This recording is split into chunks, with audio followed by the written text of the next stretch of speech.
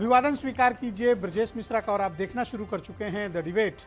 बहनों भाइयों, ऐसा प्रतीत होता है कि महाराष्ट्र भारत की राजनीति की नई प्रयोगशाला हो गई है।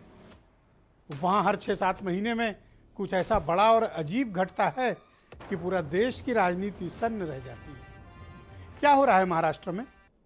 और ये लगातार की उठापटक, ये वर्टिकल डिवीजन, एक एक पार्टी का 2-2 टुकड़ों में तब्दील होना, कोई कोई पूरी पार्टी ही साफ हो जाना, ये किस तरह की राजनीति है और आने वाले दिनों में इसका इम्पैक्ट क्या पड़ेगा, विशेष तौर पर मराठा पॉलिटिक्स में। आज की परिचर्चा का मुख्य केंद्र बिंदु यही है। बहन भाइयों, महाराष्ट्र में जो कुछ भी हो रहा है वो लोगों को स्तब्ध कर दे रहा है, हैरान कर दे रहा है और राजनीतिक गलियारे में अपोजिशन में सन्नाटा छा जा रहा है। महाराष्ट्र की राजनीति में कुछ इस तरह के प्रयोग हो रहे हैं जो भारत की राजनीति में इसके पहले इस तरह से और ऐसी आक्रामकता के साथ देखे नहीं गए थे। शायद अजीत पवार भारत की राजनीति में इकलौते शख्स होंगे जो 3.5 साल की गवर्नमेंट में 3 बार शपथ ले चुके हैं और 2 बार अपोजिशन में बैठ चुके हैं। ये एक किस्म का रिकॉर्ड है जो अजीत पवार के नाम। कब वो किसके साथ हों, कब कहाँ चले जाएं, कोई ठिकाना नहीं। वो भोर में 5 बजे भी शपथ ले सकते हैं, शाम को भी 5 बजे शपथ ले सकते हैं और दिन में 1 बजे वो अपोजिशन के नेता भी बन सकते हैं। एनी टाइम कुछ भी कर सकते हैं। महाराष्ट्र की ये राजनीति क्या बताती है? जो शिवसेना के साथ हुआ, क्या अब वही एनसीपी के साथ होने जा रहा है? लेकिन शरद पवार को भारतीय राजनीति में कोई हल्के में नहीं ले सकता। शरद पवार भारतीय राजनीति के वो शलाका पुरुष हैं जिन्होंने इस देश में तमाम नेताओं को राजनीति करना सिखाया, चलाया और समझाया। महाराष्ट्र में उनको साहब कहा जाता है। इस तरह के डिवीजन और ऐसी फूट, ऐसी बगावत शायद उन्होंने पहले भी देखी होगी, लेकिन जो कुछ भी कल हुआ है वो शरद पवार के लिए एक एम्बैरेसमेंट है उनकी राजनीति में। इस उम्र में हालांकि उनके तेवर कायम है और उन्होंने कहा कि मैं 3 महीने में बाजी पलट दूंगा। लेकिन ये भी याद रखना होगा कि यही अजीत पवार हैं, जब चले गए थे शाम सुबह 5 बजे शपथ लिए थे तब भी शरद पवार ने यही कहा था और अब भी यही कह रहे हैं। डिवीजन तो लगभग बहनों भाइयों उसी वक्त तय था जब शरद पवार ने एनसीपी चीफ की गद्दी छोड़ी थी और एक नहीं 3-3 कार्यकारी अध्यक्ष नियुक्त कर दिए थे। अजीत पवार को कोई बड़ा रोल नहीं मिला था तो माना जा रहा था कि अजीत पवार आज नहीं कल इस पार्टी से निकलेंगे। लेकिन एक्चुअल में अजीत पवार के साथ कितने एमएलए हैं? कोई शक्ति प्रदर्शन अब तक उन्होंने नहीं किया। एकनाथ शिंदे जब निकले थे तो गाजे बाजे के साथ गए थे और उनके साथ उनके विधायक भी गुजरात पहुंच गए थे।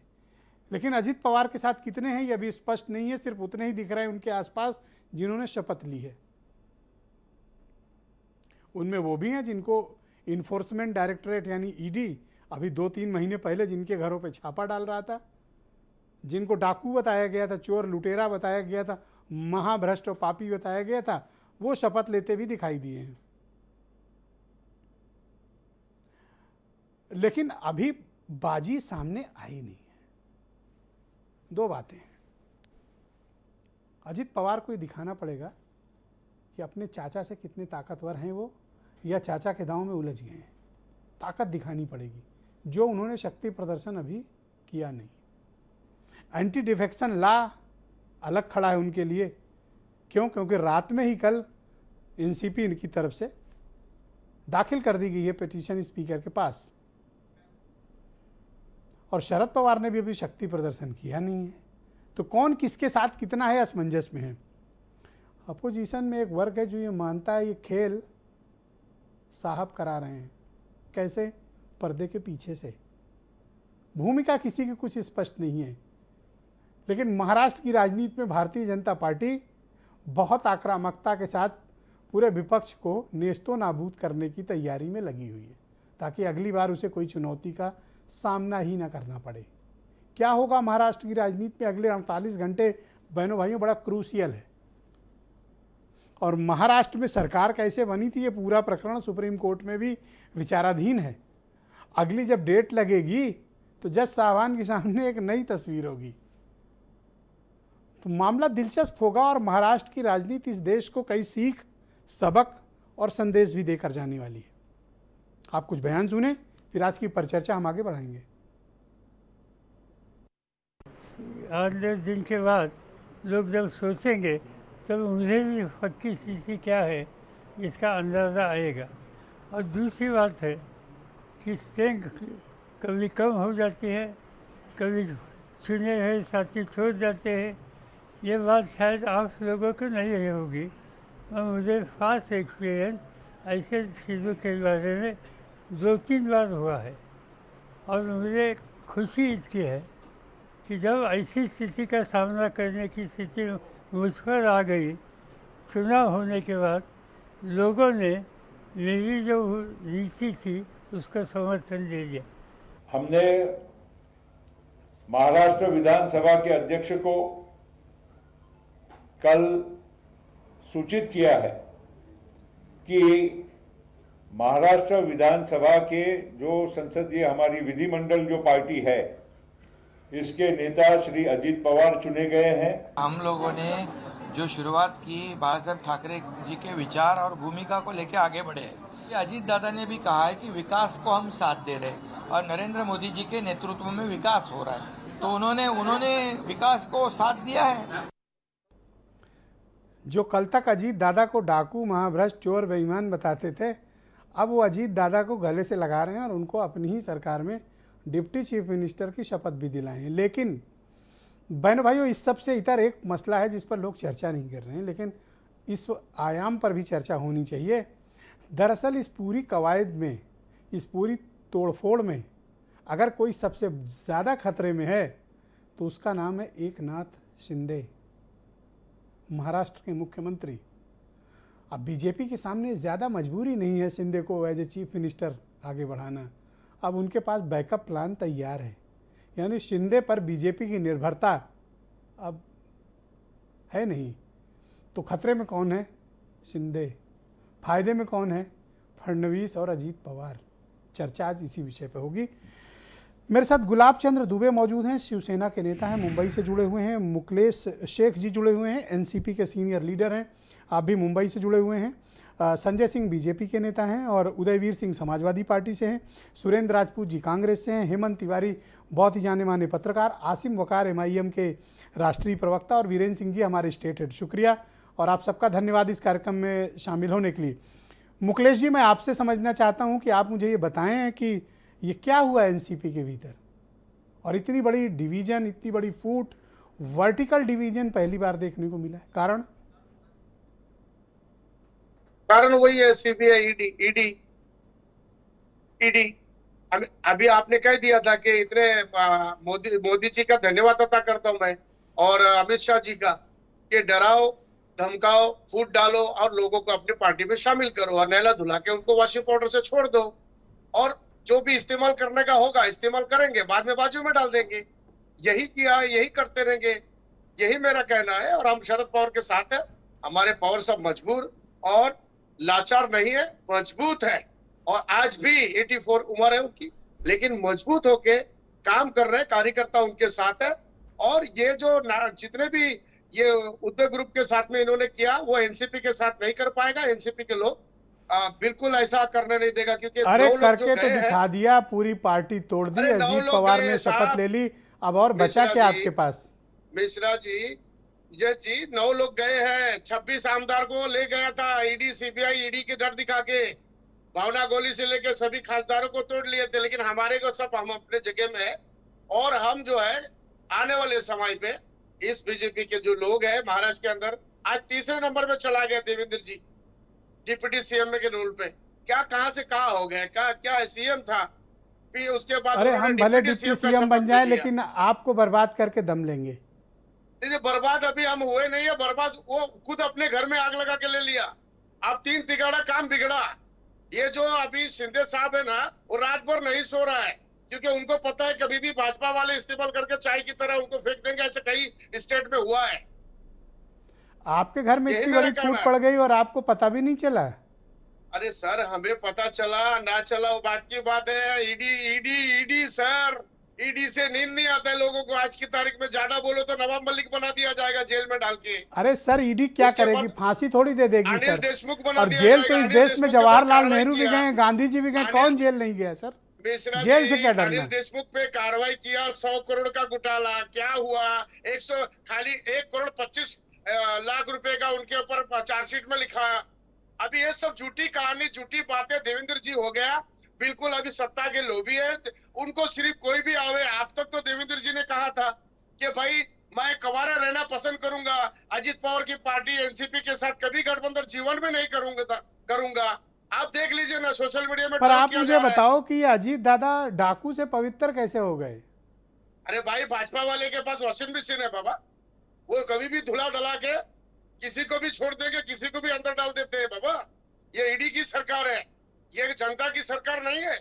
महाराष्ट्र में जनता उनको अभी जवाब देने के रास्ते पे खड़े हैं। क्या आइए, स्वागत है आपका। सर, चुनाव तो क्यों नहीं कराते? ये तो मैं कहा पूछना जाता चाहता था हूं सर आपके चैनल कि के माध्यम से। ये कहा जाता था कि साहब को कोई चुनौती नहीं दे सकता महाराष्ट्र में। यहाँ चुनौती विधि और आपके जबड़े से ना खींच ले गए उतने विधायक, और आप कुछ नहीं करते। अरे सर, अब वो आपकी सोच है, मेरी सोच ऐसा नहीं है। अरे भाई, हम 53 में से क्या गया? ये 9 आमदार गए हैं। अजित दादा पवार को डिप्यूटी सीएम क्या मजबूरी से बना दिया बताइए ना। बाकी लोग जो भाजपा में गए थे एनसीपी से पहले, उनको तो बनाया कुछ नहीं। उसके बाद अपक्ष 10 लेके भागे, उनको बनाया नहीं। फिर शिंदे ग्रुप के लोग मंत्री बनने के लिए उतावला हो रहा है। डेली टाइम दिया जा रहा है कि आज बना रहा हूं, कल बना रहा हूं, बना तो पा नहीं रहा। और अभी सुप्रीम कोर्ट का निकाला आने वाला है। ये जो आमदार है अपात्र होंगे और उसके बाद सरकार जो है डामाडोल में जाएंगे। क्या साहब ये की पैसा ताकत लकड़ी आपके लेकर- कम हो गई है जो इतना बड़ा विद्रोह उनके घर के भीतर हो गया? नहीं, बिल्कुल नहीं सर, हमारी ताकत हमारे पास ही है। बिल्कुल हम है। ये रह रहे के हमको जख्म कर रहे थे, जख्म हमारे जो है वो निकल गया। अच्छा हुआ, अभी दवा लगा के हम ठीक कर लेंगे। जनता हमको मलहम लगा के वापिस से हमारी जो विधायक है सबसे ज्यादा चुन के आने वाला है, और सीएम बनने वाली सुप्रियता ही हमारी। अजीत Next. दादा कह रहे हैं असली एनसीपी मैं हूं। अरे अजीत दादा तो सब कुछ कहेगा, कल बोलेगा। कल तो मोदी जी की खुद तारीफ कर रहे थे। डर के कर रहे हैं, डर के बोल रहे हैं। अब तो एनसीपी नहीं बोलेंगे तो उनको बाहर निकल देगा ना साहब। वो तो बोले 40 आमदार मैं लेके आ रहा हूँ। आप देख लीजिए, मैं आपके चैनल में फिर बैठूंगा। 40 आमदार कहाँ लेके जा सकते हो? सब शरद पवार साहब के टच में है और सभी से बात हो रही है। आज भी जयंत पाटिल साहब ने महाराष्ट्र सदन में मीटिंग रखा था, सभी लोग उनके साथ है। जो 9 गए हैं उसमें से 2 धनंजय मुंडे, आदित्य तटकरे, वो 2 ही खास है, बाकी कोई नहीं है। जिंदगी भर दिलीप वलसे पाटिल साहब राइट हैंड थे जी। और अपना प्रफुल्ल पटेल साहब ये भरोसे के लोग थे। भुजबल साहब ये गए हैं भाई हम वो तो ये स्वयं मानते पैदा थे कि करेंगे। प्रफुल्ल पटेल वही करते हैं अपनी जिंदगी में जो साहब आपके चाहते हैं। तो आप एक कुछ वर्ग है जो समझदार ये है, कह रहा है समझिए। कि सब साहब पर्दे के पीछे से करवा रहे हैं। आप खुद समझदार है, समझिए। ये एक्चुअली क्या है ना सर मिश्रा जी, ये कोर्ट का निकाला आने वाला है। इसके कारण मुझे ऐसा लगता है कि इन लोगों ने इनको पहला फुसला के ईडी का जी। जो है ना, हसीन मुशर्रफ साहब को तंग कर रहे थे, खूब परेशान कर रहे थे कि भाई अंदर जाओगे, अंदर जा। किरीट सोमैया का कहाँ मुंह दिखाने का लायक रह गया? अरे भाई, किरीट सोमैया क्या करेंगे आप बताइए ना। सब तो ले सर गया, वो जितने ग्राउंड भी वर्कर थे हैं, वो आपकी कमी खोज के लाते हैं। आगे भी डंडा लिए एजेंसी खड़ी है, आज सजदा कर रहे हैं ना शेख साहब। नहीं, अभी एजेंसी हमें पता है। एजेंसी जो है ना, जो जितने दागी थे सब चला गए। अब एजेंसी का काम धंधा जो है उधर महाराष्ट्र में मेरे ख्याल से नहीं रहेगा। सारे दागियों थैंक को यू गोद ले शेख साहब, लिया हमारे देवेंद्र साथ जी बने और मोदी रहिएगा। डिबेट को आगे बढ़ाते हैं। गुलाब चंद्र दुबे हमारे साथ मौजूद हैं, मुंबई जी, से जी। शिवसेना के नेता हैं। दुबे जी से भी हमारा संपर्क नहीं हो पा रहा, संपर्क होते ही हम इनके पास चलेंगे और समझने की कोशिश करेंगे। सुरेंद्र राजपूत मेरे साथ मौजूद हैं, कांग्रेस के सीनियर लीडर हैं और प्रवक्ता भी हैं। बहुत शुक्रिया राजपूत जी। जो हस्त्र शिवसेना का हुआ वही हस्त्र एनसीपी का हुआ। अपना घर थोड़ा सा संभाल के रखिए आप, चेतावनी तो आपके लिए भी। 2 चीज़ें बड़ी स्पष्ट हैं ब्रजेश भाई। पहली बात तो बहुत साफ है, आपको अब समझ में आ जाएगी जब जनता ने, जैसे इन लोगों ने इनको किया ना, अपना उद्धव ठाकरे साहब की पार्टी को, शिवसेना को जब इन्होंने तोड़ा तो उस दिन से लेकर के आज तक भाजपा और शिंदे गुट एक चुनाव नहीं जीत पाया है। लगभग 3 उपचुनाव विधानसभा के हुए और एपीएमसी के लगभग पूरे महाराष्ट्र में चुनाव हुए। सारे चुनाव ये लोग हार रहे हैं। तो एक बात बहुत साफ है, विधायक आप तोड़ सकते हैं, शिवसेना वही है जो उद्धव ठाकरे हैं, एक बात। दूसरी बात, इसी तरीके से एनसीपी वही है जो शरद पवार साहब है। बहुत साफ सी बात है, एकदम क्लियर। अभी जैसे एनसीपी के नेता ने, शेख साहब ने बताया कि सारे आमदार वापस आ जाएंगे, ये बहुत साफ है एकदम। और एक चीज और है, ईडी वाली बात इन्होंने करी ली। पूरे देश में ये ऑपरेशन लोटस नहीं, ऑपरेशन लूटस चला रहे हैं।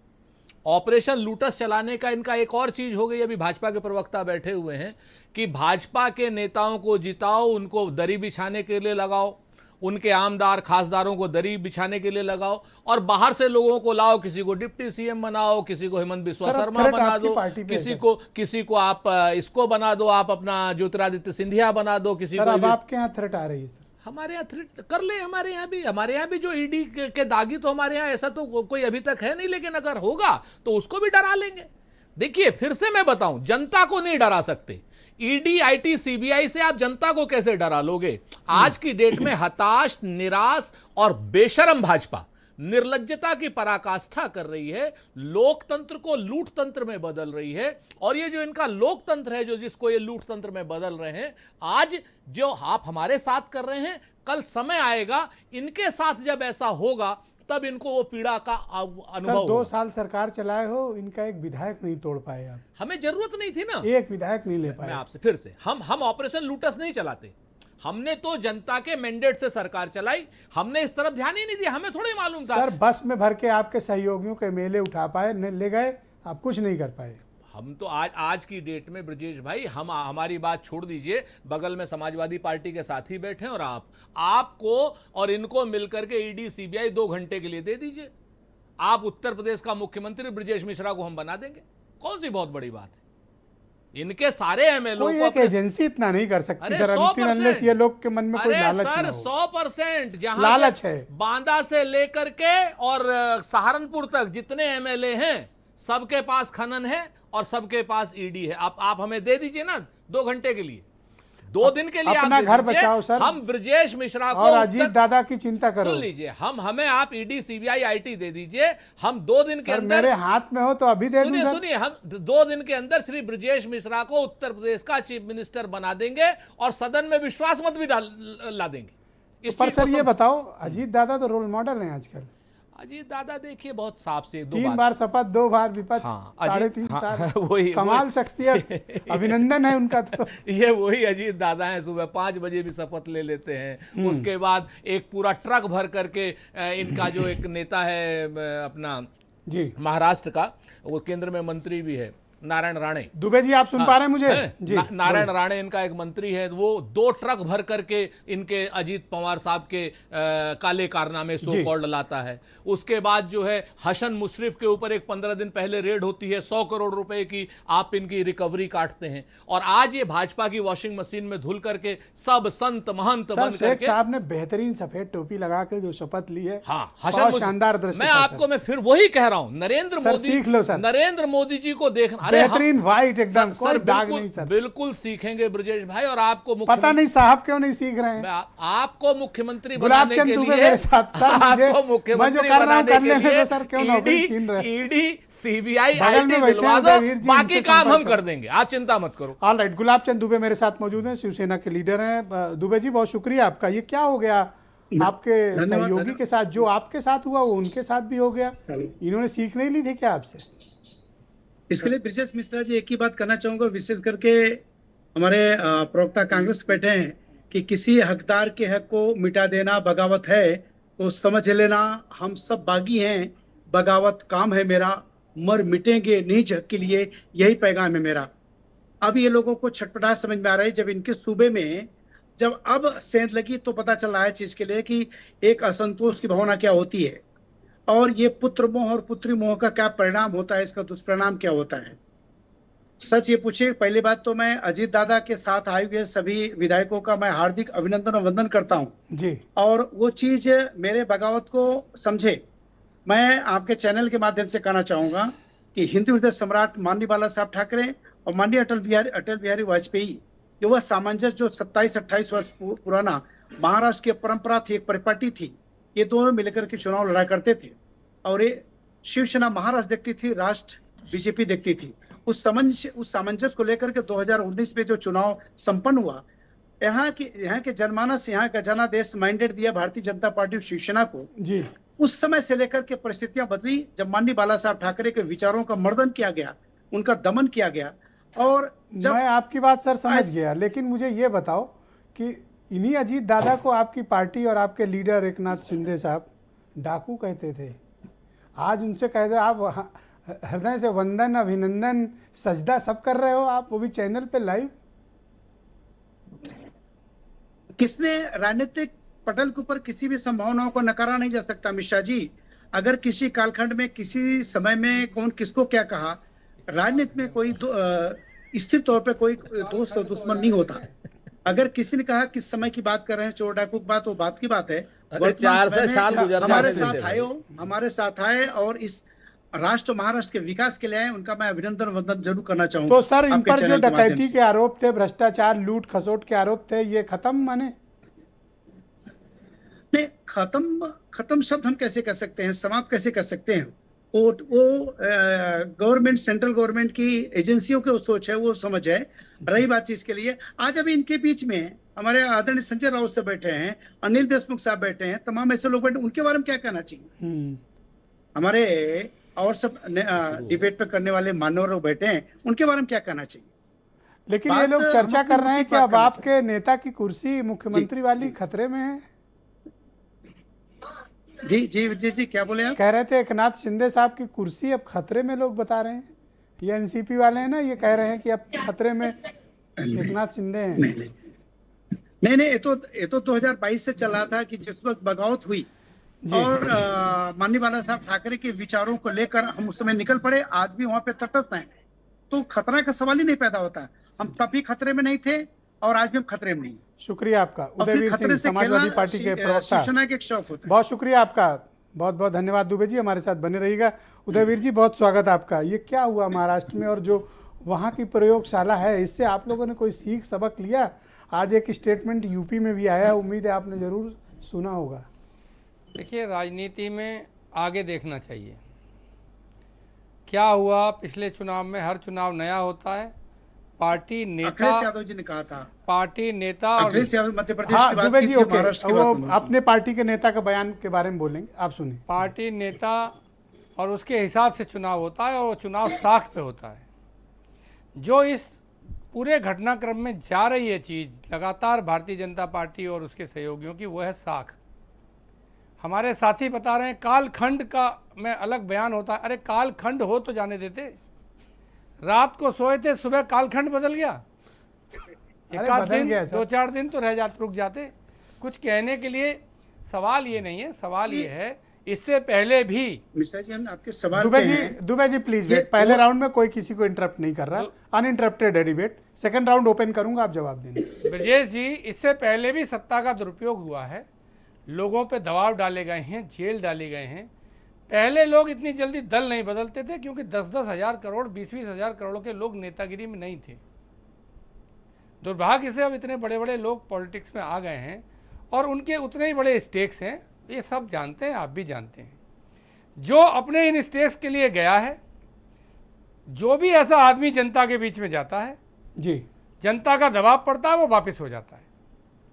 तो इसलिए ये टूट फूट से तो केंद्रीय सरकार अपनी और कमजोरी जाहिर कर रही है कि वो आने वाले 24 आप कमजोरी बता रहे हैं बीजेपी की वही ताकत हो तो? नहीं, बीजेपी ऐसा कहती है, लेकिन इसका परिणाम कहीं नहीं आ रहा। जहां तोड़फोड़ कर रहे हैं वह पब्लिक रिएक्शन उल्टा हो रहा है। महाराष्ट्र का भी अभी लोगों ने एग्जाम्पल दिया। आपने तो सारे बड़े नेता ले लिए, सारे बड़े नेता हार गए। हमारे यहाँ भी कुछ बड़े नेता आ गए थे लास्ट में। तो बातचीत जब सरकार होती है तो बहुत सारे लोग आते जाते हैं, सरकार के कारण, दबाव के कारण, अपने काम के कारण, लालच के कारण। लेकिन अंत में जनता की कसौटी पे कसा जाना होता है, और वो पार्टी की लीडरशिप की और पार्टी की साख ही काम करती है। मुझे नहीं लगता पूरे देश में कोई भी व्यक्ति नैतिक रूप से ये कह सकता है कि भारतीय जनता पार्टी सही दिशा में है।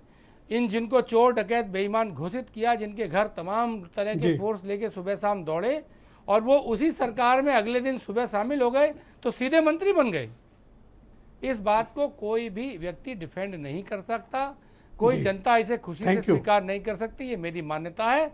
और इस हरकत की जी। से बीजेपी की नैतिक कमजोरी Thank you. साबित हुई है और आने वाले समय में इसके परिणाम भी आएंगे। संजय सिंह भारतीय जनता पार्टी के लीडर हैं। संजय जी, बहुत स्वागत है आपका। दूसरी पार्टियों को तोड़कर, उनका डिवीजन कराकर, गलत तरीके से किसी की पार्टी को तोड़ना और उनके विधायकों को शामिल कराना, जिनके ऊपर भ्रष्टाचार के गंभीर आरोप हों, जिनको आप डाकू, भ्रष्टाचारी, चोर, लुटेरा कहते रहे हों, उनको सुबह सुबह अपनी पार्टी में ज्वाइन करा लेना और उनको मंत्री बना देना, सरकार का हिस्सा बनाना, ये कौन सी नैतिकता है?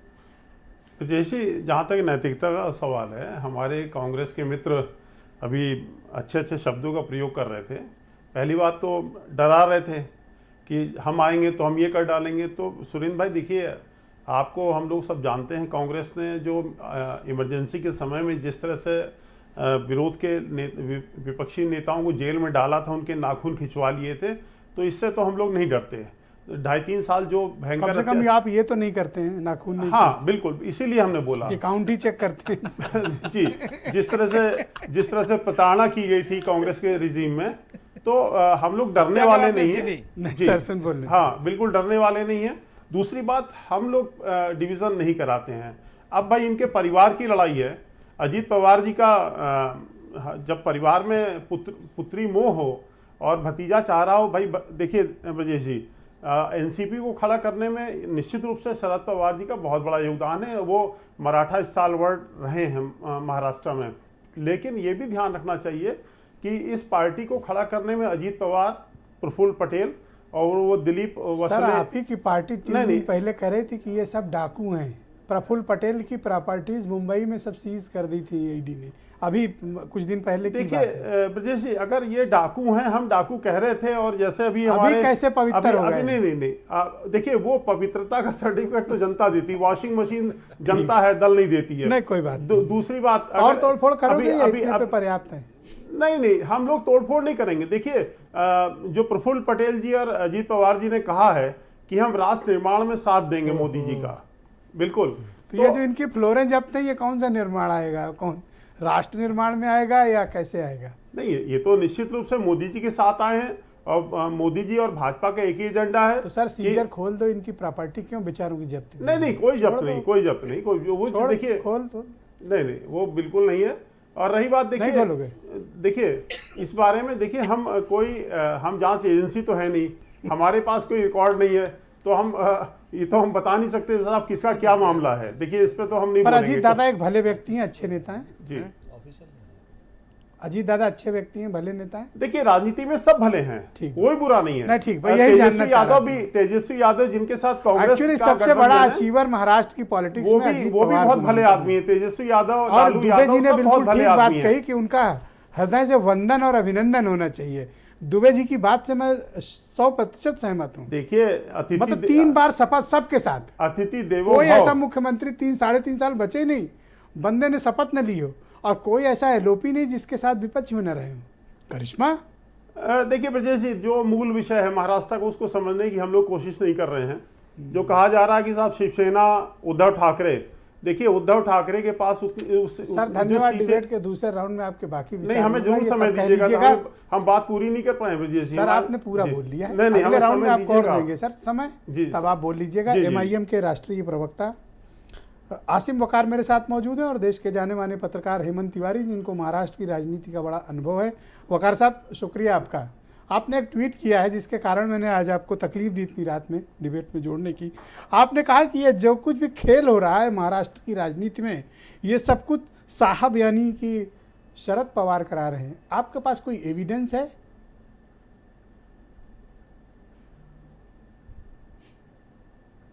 आपके पास भी नहीं कि मोदी जी करा रहे हैं। अगर कोई एविडेंस हो तो दे दीजिए मुझे। आप पास भी एविडेंस नहीं कि ईडी करा रही है। सियासत में आकलन चलता है, दुनिया का, देश का आकलन अलग होगा, मेरा आकलन अलग है। मैंने अपना आकलन कर दिया, हो सकता हूं मैं गलत हूं, हो सकता हूं मैं सही हूं जी, लेकिन मुझे हक तो है ना अपनी बात रखने का। आप क्या कहना चाहते हैं? आप पूरी बात तसल्ली से समझाएं कि आपको क्यों लगता है कि शरद पवार ये गेम करा रहे हैं। सर ये जितने भी नेता हैं इस वक्त जो विपक्ष में हैं, इनमें जो सबसे ब्रिलियंट और सबसे पुराने लीडर हैं, उनमें से एक शरद पवार हैं। बेहतरीन दिमाग, बेहतरीन पॉलिटिशियन, 5-6 बार के मुख्यमंत्री रहे हैं, शायद कई बार के केंद्रीय मंत्री रहे हैं। डिप्टी सीएम उन्हें बनना नहीं है और मुख्यमंत्री अब वो बनना नहीं चाहते और प्रधानमंत्री अब बन नहीं सकते। समझिए बात को, मुख्यमंत्री बनना नहीं चाहते, डिप्टी सीएम बनेंगे नहीं, प्रधानमंत्री बनना नहीं चाहते।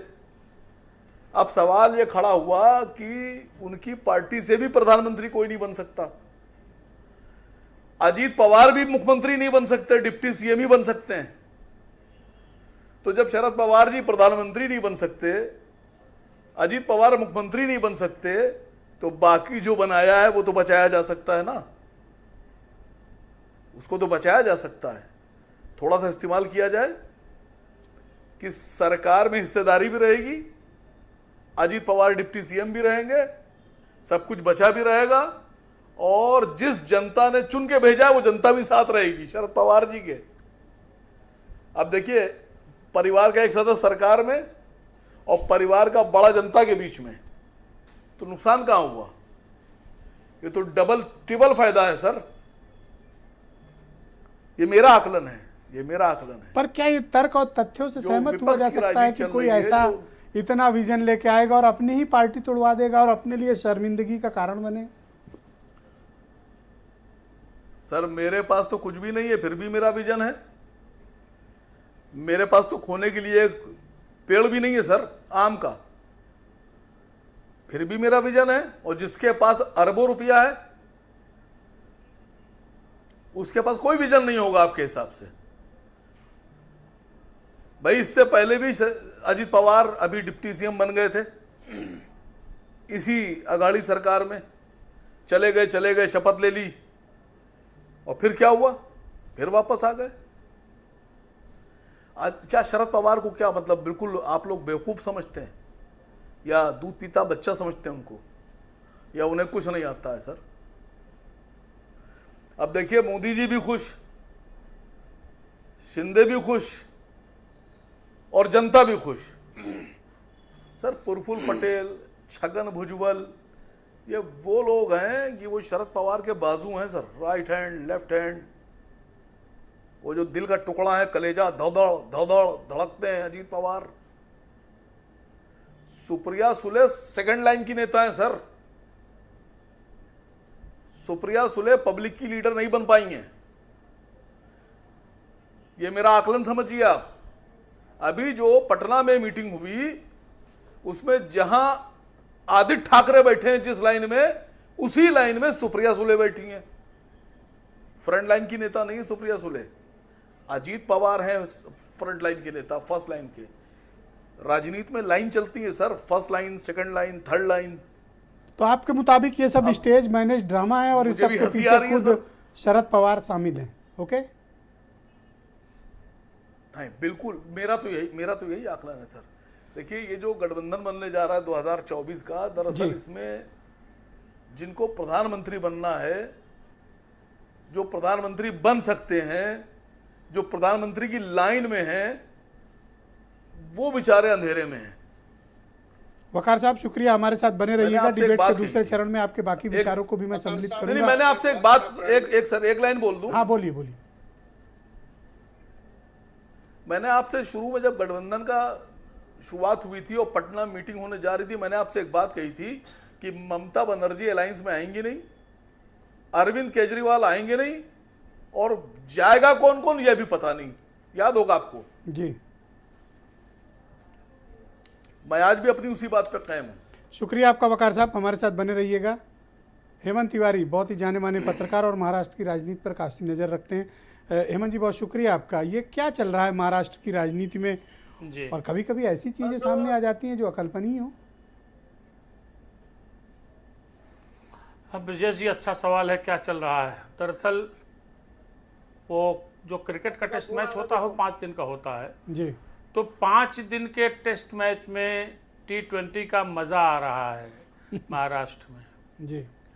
दरअसल 5 दिन के टेस्ट मैच को वनडे की स्पीड में खेलने की शुरुआत श्रीमान शरद पवार ने ही की थी। अतीत याद करिए, ये उसी का कुछ कालखंड के बाद एक दूसरा स्वरूप है और उसमें नया कुछ नहीं है ब्रजेश जी। मुझे याद है जब एकनाथ शिंदे अयोध्या में श्री राम लला के दर्शन करने आए थे, दूसरे दिन देवेंद्र फडणवीस भी पहुंचे थे, उसी वक्त इस बात की चर्चाएं बहुत गर्म थी कि एकनाथ शिंदे के साथ ही अजीत पवार भी कई विधायकों को लेकर आएंगे। नई चीज़ नहीं है, ये मुंबई में रोज ये चर्चा का विषय और डिबेट का विषय हुआ करती थी। आप देखिए, दो बात है, हम लोग जिस दृष्टि से इसको ले रहे हैं वस्तुतः ऐसा है नहीं जो मेरा अपना नज़रिया है। दरअसल आप 2019 के पार्लियामेंट्री इलेक्शन और 2024 के होने वाले पार्लियामेंट्री इलेक्शन का फर्क देखिएगा। भारतीय जनता पार्टी और नरेंद्र मोदी की निगाह किसी स्टेट असेंबली को कब्जे में रखना और स्टेट गवर्नमेंट को चलाने का बहुत नहीं है जी। बमुश्किल तमाम 1 साल असेंबली का बचा हुआ है और भारतीय जनता पार्टी ने 2019 के बाद यानी असेंबली का गठन होने के बाद लीड नहीं किया है इस पूरी सिस्टम को, तो बहुत ज़्यादा उसकी दिलचस्पी नहीं है। दिलचस्पी किस बात की है? दिलचस्पी सबसे बड़ी ये है कि 2024 के पार्लियामेंट्री इलेक्शन में कौन से ऐसे स्टेट्स हैं जहां चीज़ें कमज़ोर हैं। जो कमज़ोर स्टेट्स भारतीय जनता पार्टी नाके हैं उसमें जहां से डेफिसिट हो सकती है 2019 की तुलनात्मक दृष्टि से, उसमें महाराष्ट्र पहले नंबर पे है, भले शिंदे के साथ मिलकर सरकार चला रहे हों, और बिहार दूसरे नंबर पे है। मुझे तो इस बात की भी आशंका है कि हो सकता है आने वाले दिनों में बिहार में भी काफ़ी इधर अल्टू पल्टू वाला खेल चले, इधर खींचो महाराष्ट्र में खतरे में है, आप ऐसा कह रहे हैं? मैं जी पार्लियामेंट्री इलेक्शन में भारतीय जनता पार्टी का अपना खुद का आकलन इस बात का है, वहाँ के लीडर्स का, केंद्रीय नेतृत्व का, कि 2019 के मुकाबले उनका परफॉर्मेंस बेहतर नहीं रहेगा क्योंकि पूरा पैन महाराष्ट्र उनका कवरेज नहीं है। अब क्या हुआ कि शिंदे पार्लियामेंट्री हिसाब से भले उनके 12 सांसद हैं, लेकिन एकनाथ शिंदे और भारतीय जनता पार्टी मिल करके 2019 का रिपीटेशन नहीं कर सकते थे। इसीलिए उन्होंने ये मास लीडर्स हैं, अभी ठीक कहा हमारे आईएम के प्रवक्ता महोदय ने कि अजीत पवार पब्लिक का लीडर है, पब्लिक के बीच में रहते हैं। सुनील तटकरे हुए या प्रफुल्ल पटेल हुए, भले अच्छा ये एंगल भी सामने आ रहा है और आसिम वकार तो खुलकर कह रहे हैं कि इस सब खेल के पीछे साहब का खुद का हाथ है। अब देखिए अंदर खाने कौन क्या करता है क्या जाने। अब हमको तो नहीं लगता कि ऐसा कुछ है।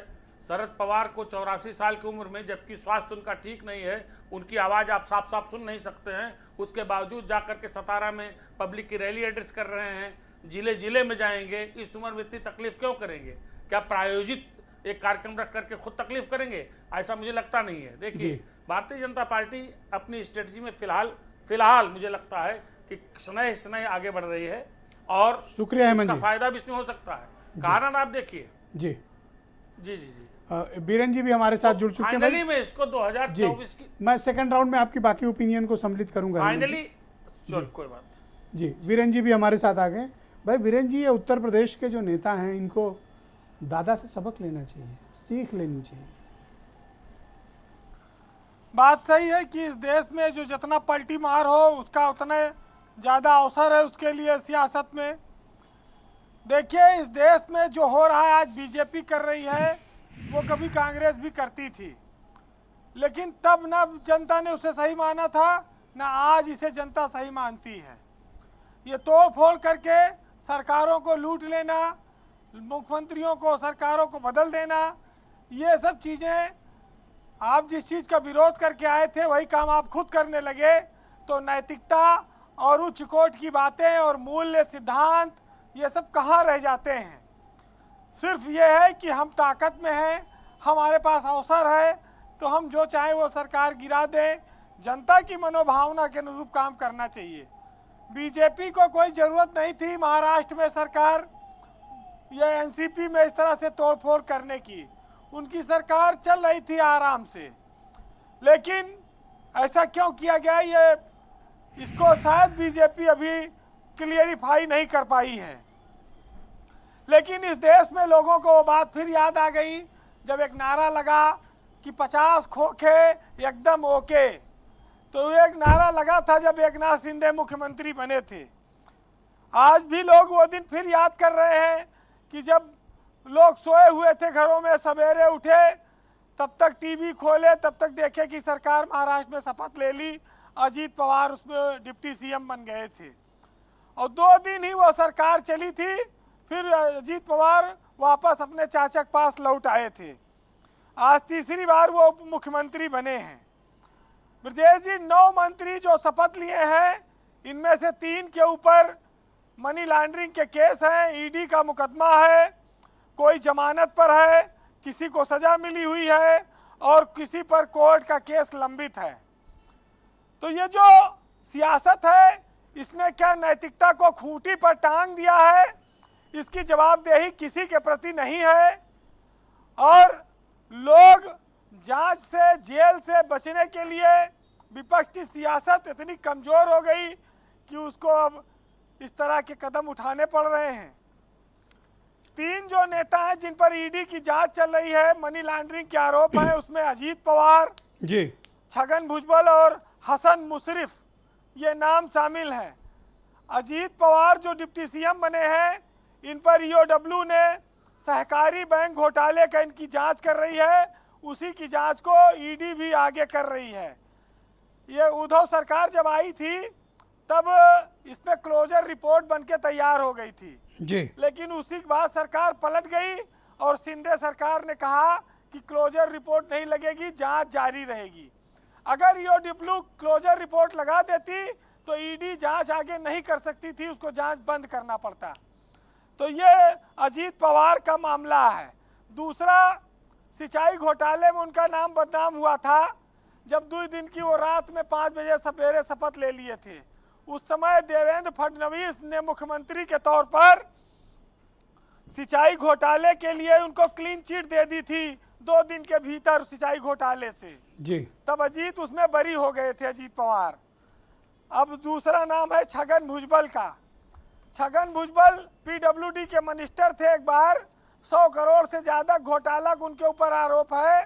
2 साल वो जेल में रहे और अब वो जमानत पर हैं, उनकी भी ईडी जांच कर रही है जी। हसन मुशर्रफ जो है, ये अभी 11 जुलाई तक इनकी अग्रिम जमानत है। आज 3 तारीख है, 8 दिन और इनको मुंबई हाई कोर्ट ने दिया है। 11 के बाद फिर इनकी जमानत पे फैसला होगा कि ये जेल जाएंगे कि बचेंगे।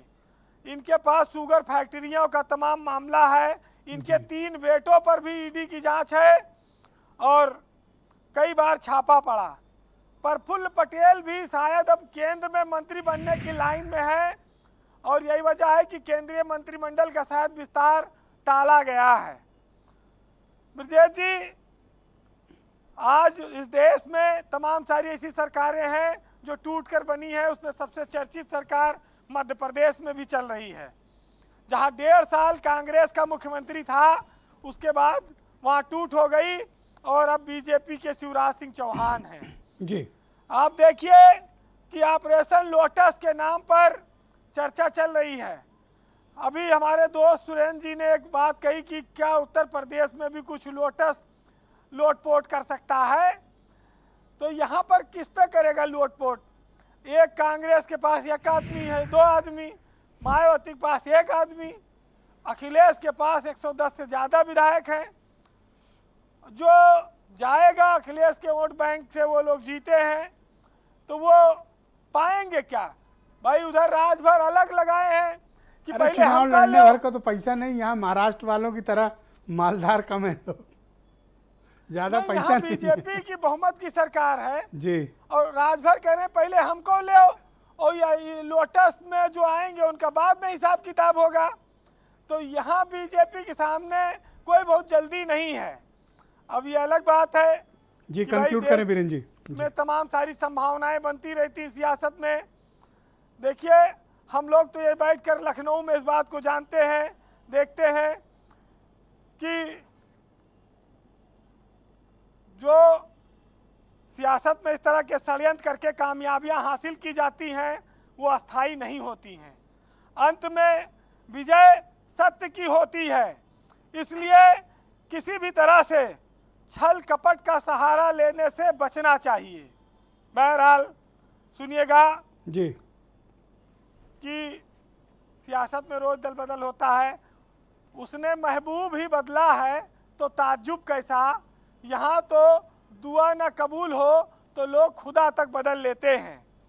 और मज़ा चख लेने दो उसको भी अब गैर की महफिल का, इतनी चाहत के बाद जो मेरा न हुआ उसका क्या होगा।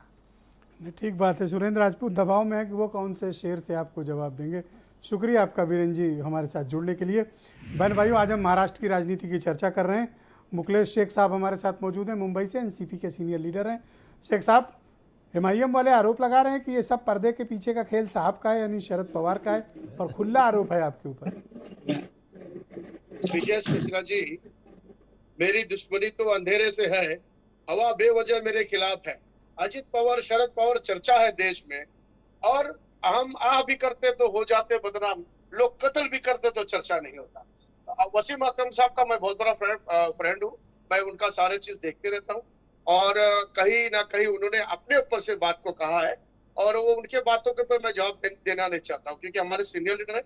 और दूसरी बात ऐसा है कि ईडी सीबीआई की बातें जितना भी आपने अभी जितने लोगों से बात की, आप सारे लोग, हम आपके साथ बैठे हैं जो भी लोग डेविड पे, सबके तरफ से भाजपा के खिलाफ ही इस तरह के प्रक्रिया आया है, और उसके अंदर किसी ने सपोर्ट नहीं किया। जब इस तरह की सरकार बनाएंगे तो जनता में क्या मुंह लेके जाओगे, और इस तरह के लोगों को डरा धमका कर, नहला धुला के अगर उसको साफ सुथरा बनाने की कोशिश करोगे, लेकिन जनता उन्हें माफ नहीं करेगा।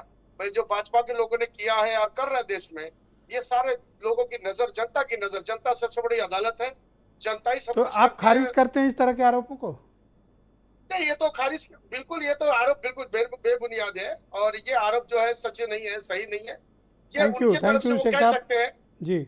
डिबेट को आगे बढ़ाएंगे। गुलाब चंद दुबे हैं शिवसेना एकनाथ शिंदे ग्रुप से। दुबे जी, क्या ईडी और सीबीआई मिलकर राजनीति चलाएंगे? जाना तो जनता के बीच है, वहाँ क्या करोगे? वहाँ तो मुश्किल होगी। जी जी जी जी जी जी ब्रिजेश मिश्रा जी, आपके विषय पे आना चाहता हूँ। इसके पहले सारे को अंदाज हो गया। इसके ऊपर इतना ही कहना चाहूंगा कि निकल जाते हैं सारे सिक्वे किले बनकर, तो कभी आंखों से आंसू बनकर दगा दे जाते हैं, कभी वे भी जो साथ चलते थे कभी परछाई बनकर। हाँ, अब मैं आपके सवालों का जवाब देना चाहूंगा कि ये जो ईडी की बात है, जो सीबीआई की बात है, जो आईटी की बात है, जो अपने जगह पे यदि सही है तो उनको डर किस बात का? उनको डरने की कोई जरूरत ही नहीं। पर मुझे बताओ, शिंदे साहब की कुर्सी तो सेफ है, रहेंगे ना चीफ मिनिस्टर? एकदम सेफ है, एकदम सेफ है, इसमें कोई संदेह नहीं। दूर दूर तक कोई इसमें कोई खतरा नहीं है। तो ये सुरेंद्र राजपूत कांग्रेस वाली ये क्यों इतना फिर सब जगह शोर मचा रहे हैं कि शिंदे की कुर्सी गई गई गई? इनकी क्या दिलचस्पी है? अब सुरेंद्र भाई की इसलिए दिलचस्पी है कि महागाड़ी लोगों ने बनाया था, अब इनकी महागाड़ी गाड़ी फंस गई, निकल चुका है, गाड़ी फंस गई, गाड़ी निकल चुका है। ओके भाई राजपूत जी, हाँ, वो तो कह रहे हैं हमसे अब ये बच्चे ज्यादा ताकत आ गई है, अब ज्यादा एमएलए हैं, खुला बहुत ही जल्दी। ओके, राजपूत जी बोलेंगे। एक बड़ी पुरानी बात है जो आपने मुशायरा कर ही दिया है, वीरेंद्र भाई का जवाब नहीं तो शेर मारो सर। कहते हैं ना कि जलते घर को देखने वालों, ये दुबे जी के लिए है कि जलते घर को देखने वालों, फूस का छप्पर आपका है, आपके पीछे तेज हवा है और मुकद्दर आपका है, और उसके कत्ल पे मैं भी चुप था, अब मेरा नंबर आया, और मेरे कत्ल पे तुम भी चुप हो, अगला नंबर आपका है। ईडी आपके पीछे भी है, सीबीआई आपके पीछे भी है, केस सस्पेंड कर रखे हैं। सर वो अपना घर फूक के ही निकले हैं सर। 28 एमएलए ऑलरेडी फूके बैठे हैं सर। अपना घर देखो सर। इम्पोर्ट हमारे घर में तो अब तक होना होता हो गया होता, आप छोड़ दीजिए, आप काहे को, आप हमारे घर में तो इन्होंने कर्नाटक में किया था, जनता ने मुंह पे इतना करारा तमाचा मारा है, आपके सामने कर्नाटक में किया था ना इन्होंने। मैं इनसे बता रहा हूं, मैं शिंदे जी सहित 28 एमएलओ के ऊपर ईडी के केस हैं, और 3000 करोड़ से ऊपर की प्रॉपर्टी जब्त है इन लोगों की। अब वो शायद छोड़ दी है क्या, उस दिन से तो कोई खबर आई नहीं। उस तरीके से जिस दिन इनको डंप करना होगा, जिस दिन देवेंद्र फडणवीस को नंबर 1 बनना, भी एक उलटफेर और होना है, लिख लीजिए। देवेंद्र फडणवीस साहब को ये मुख्यमंत्री बनाएंगे, क्या नाम, इनको अयोग्य घोषित कराएंगे शिंदे जी को, शिंदे जी के एमएलओ को अपने साथ रखेंगे, और नंबर 2 पे फिर अजीत पवार को रखने की बात करेंगे। ये बहुत आराम से अब शिंदे जी को डंप करने का टाइम आ गया है, और इनके ईडी के केस खुलने का टाइम आ गया है। उदयवीर जी, क्या महाराष्ट्र की घटना से आपने सबक लिया? आज राजभर का स्टेटमेंट आया कि आपकी पार्टी के बहुत एमएलए उनके टच में हैं। वो तो दिन भर लोगों से मिलते रहते हैं।